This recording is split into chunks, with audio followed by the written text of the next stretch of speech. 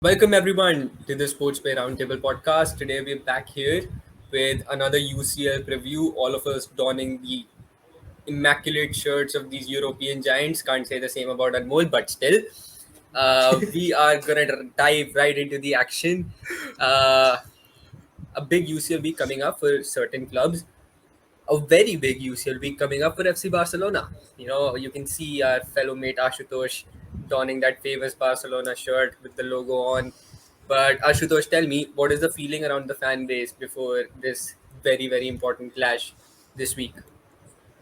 An overall feel would be quite disappointing, I'd say. Like the overall match that has been happening till now, especially with Champions League losing two consecutive matches, both 3-0 and without a single shot on target, it's absolutely disastrous. But yeah, we have been having some players coming back into squads, especially Fati, and Aguero is gonna be starting soon, I guess. And even considering the last La Liga match which they played against Valencia, it was a good match. They did show determination. They scored goals. They won the match by 3-1. But let's see, it's Champions League, so not counting on too much, but still. Yeah, come on, yeah, come on. I mean, Fati, ठीक है, is a good talent, but 3-0 against Benfica, 3-0 against Bayern. I know. Yeah. It's not come back alone, bro. It's depressing. It's I, depressing to watch those matches. I mean, no, not depressing for everyone. Few people enjoy it. Not you, obviously not you. No. I'm just kidding. But actually, if you look at how Barcelona has been playing, I mean, people coming in, okay, Pedri is there, Gavi is also playing, if I'm not wrong. Yeah, If I, okay, has been a disappointment till now, but okay, makes sense. Aguero will start. Defense has always been a problem. Not going to comment there, but if you look at the opponents, it's Dynamo Kiev. It should not be a problem, but after the Benfica match, I'd not say much. I feel Barcelona is not a club wherein you expect them to, rather than expecting them to win every match, now we get a feeling that they may lose against every opponent they face. I know. Literally every opponent they face, we get the feeling, okay, this will be probably a match wherein they'll lose. You expect them to lose rather than to win, which is a massive transition. Okay, it had to happen. It had to happen. I was always advocating the fact that Messi के जाने के बाद क्या करोगे. People, I used to make reels on this thing and I used to get abused a lot कि ये कर देंगे वो कर देंगे फाटी है ये है वो है नाटक. I get it, but spark is not there. Barcelona is not the Barcelona you know. I feel previous 3-1, okay, they played good football, but that is not, I don't feel that that squad is capable of producing those kind of things week in week out. I believe So it I was just a feel, blip. It was just a blip in the middle, nothing else. yeah, yeah, probably. Okay, when the fixtures again will come in thick and fast, Correct. they won't be able to They'll keep up with clatter. that. Yeah, Yeah. I exactly. mean, And they've after facing Dinamo Kiev, you've got to face the biggest club in Spain again. But I mean, like, I don't advocate for everyone here. I'm just trying to state my biasness. But yes, you have to face Real Madrid in the El Clasico. So this fixture actually has an added importance to it. Not only do you, if you lose, not only do you get closer to the Europa League, you also go in with bad form against Real Madrid, who haven't been in the best of forms, but they've been the best team in La Liga by far in terms of performances, at least in the league.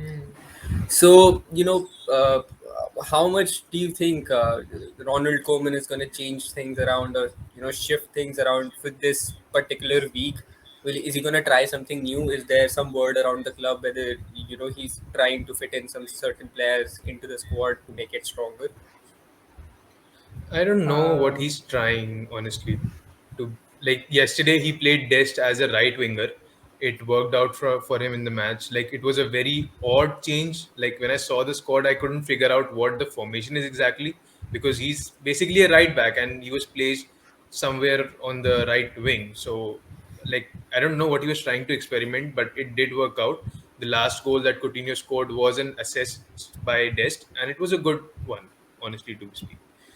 But against Dynamo Kiev in Champions League and Real Madrid in La Liga, who has been in much better form as compared to Barcelona, I'd still say I'm not expecting much out of him. Like he might pull a rabbit out of the hat, but still, Okay, Dynamo Kiev is possible to beat. Real Madrid is not. Benfica was possible to beat, Strong but they statement. still Benfica was also No, possible to I beat, but get still they I get lost this. 3-0. No. Barcelona does not have a Ballon d'Or contender right now. Real Madrid does, and that speaks a lot. Okay. just just stating plain facts on the previous videos. Okay. So I don't feel that you guys can't afford to think you guys can't afford to think that Real Madrid is a beatable opponent. For you guys, it's not. Okay. Yeah, like I Probably am not Villarreal can expecting do it. at all. Yeah, so it's not possible for you. I mean, Dynamo Kiev. Yeah, okay. I remember last year they did prove to be difficult to beat when they were facing Juventus. Morata had to Hmm. score 2 goals at the end. All right, and even Barcelona faced them last year, if I'm not wrong, and they also found it difficult to beat. Okay, there I was a guess they won by 1-0 or something. 1-0 magician keeper where he performed, masterclass performance, saving that brilliant Yeah, free kick by Messi, and I remember that match. So Kiev is a good team. They have strong yeah. players. So it will again be a very tricky match. But at the end of the day, I don't trust FC Barcelona anymore. And I'm I am a so fan, and happy to even I see that don't. they lose. See, speaking of tricky fixtures, bad managers, and lack of trust, there's another club and another fixture which comes to my mind. Manchester United FC, the current contenders for the Premier League and the UEFA Champions League, stumbling against a Leicester City side which had not won at home this season. Not stumbling, being bashed around, being played out for fun, players downing their tools, the manager looking disgusted, a lot of things to go forward and look at. Let's not forget that Ronaldo put off a like a spectacular last minute goal to save them against Villarreal. But right now even Ronaldo doesn't look happy, so I'm not sure how he's gonna play. And I they're coming up against my contenders for the dark horses in this season's Champions League, Atlanta. So trust me, I'm not counting Atlanta out on this one. This is going to be a very, very, very feisty fixture at Old Trafford. I just have one word to say to United right now, and that word goes like "See." that is the only thing I can tell them. It's like अबे कहते ना तू मैं तेरे को सोने का कटोरा दूंगा तो तू भीख मांगेगा. Yeah, This is what happened with United. They had Ronaldo in their squad, man. Ronaldo is there. I don't know what Bruno is doing. Rashi is fine, and you go and end up losing 4-2. Really? Leicester is a tough opponent to beat, but 4-2 against Leicester after an international break in which you had your no, I won't say all your players on, but majority of your players on, right? Only Varane was missing, if I'm not wrong. You had Rashi yeah. back. Okay, you had Maguire. I mean, I don't know how he was fit to play, but eventually he was. No, he wasn't. By the looks He of the should game, he not. wasn't. He should. I Yeah, looked he at the should not goal. have I looked played. at one of the goals, the corner one tap in. I don't know who scored that goal. I don't remember the name. I looked at that thing, that how he let that opponent go. I mean, my fridge would work better than him at United. Well, he is a I am fridge in all fairness, so come on. You gotta cut him some slack. no, He's I'm a just fridge, saying, but he's worth 80 million. So, yes, okay, cut okay, him some but slack. there's only one thing which comes to my mind, that why United will prove to be a better side in the upcoming fixtures is that Ole is about to be sacked. And that I don't know what happens, what he does to the squad start performing, and I can see that happening again.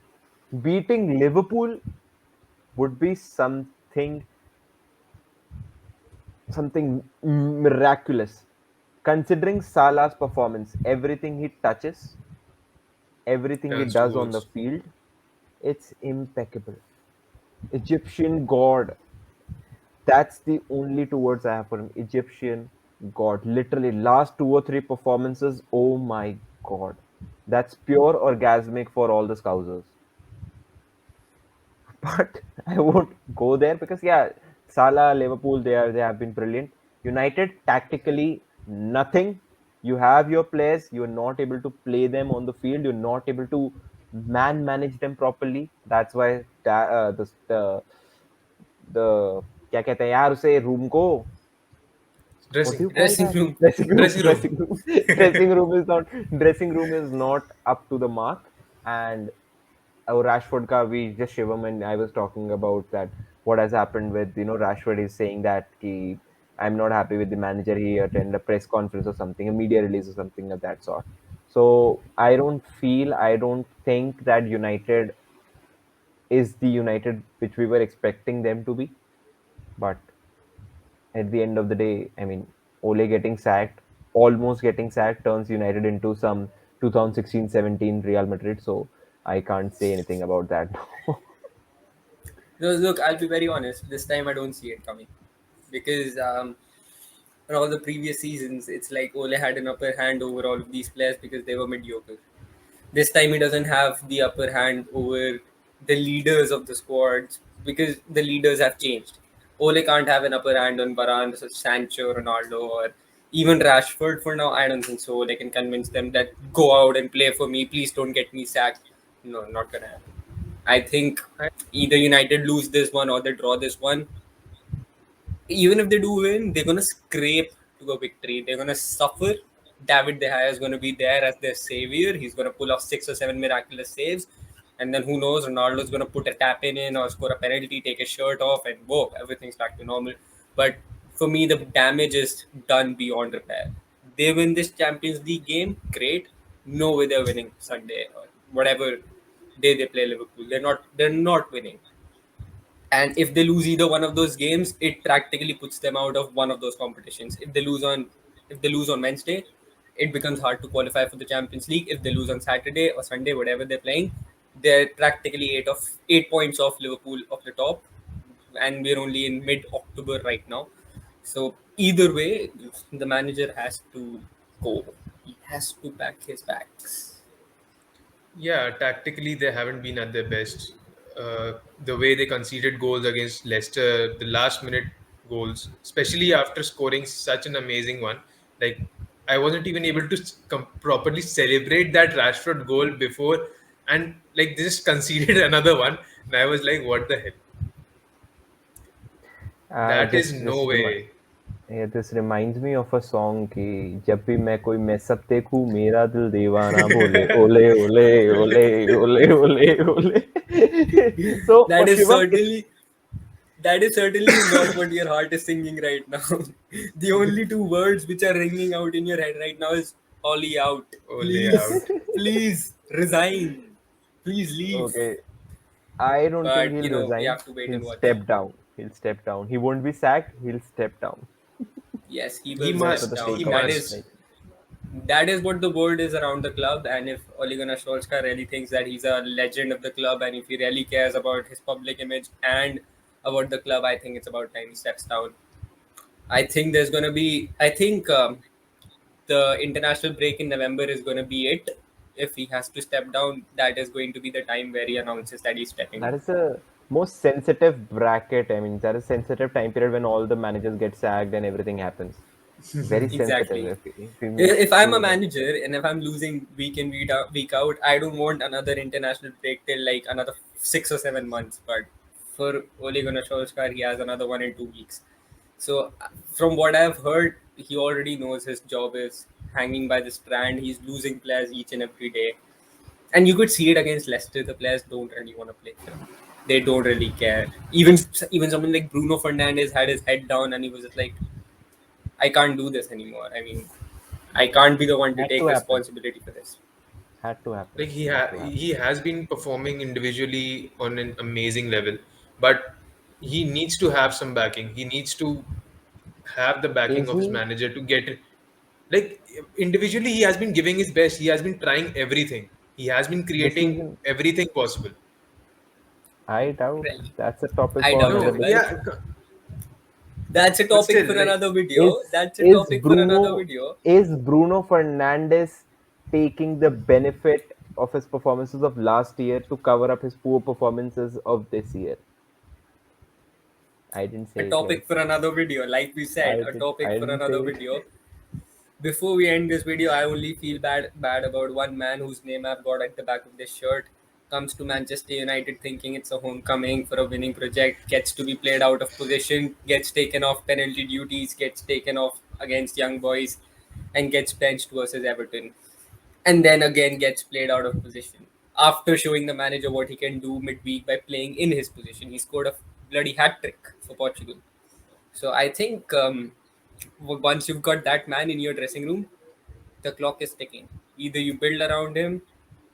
If you try to treat him as a pawn to your chess game, it, he's gonna get you sacked. Won't work. He did Won't it to fucking change. Benitez.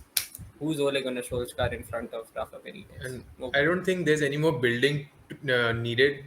You have everything possible. Like, you have everything in your hand. It's just about how you use it, and Ole Gunnar Exactly. Solskjaer Just can't to find how to just use it. to phrase this conversation, I would like to say that homecoming is far from home.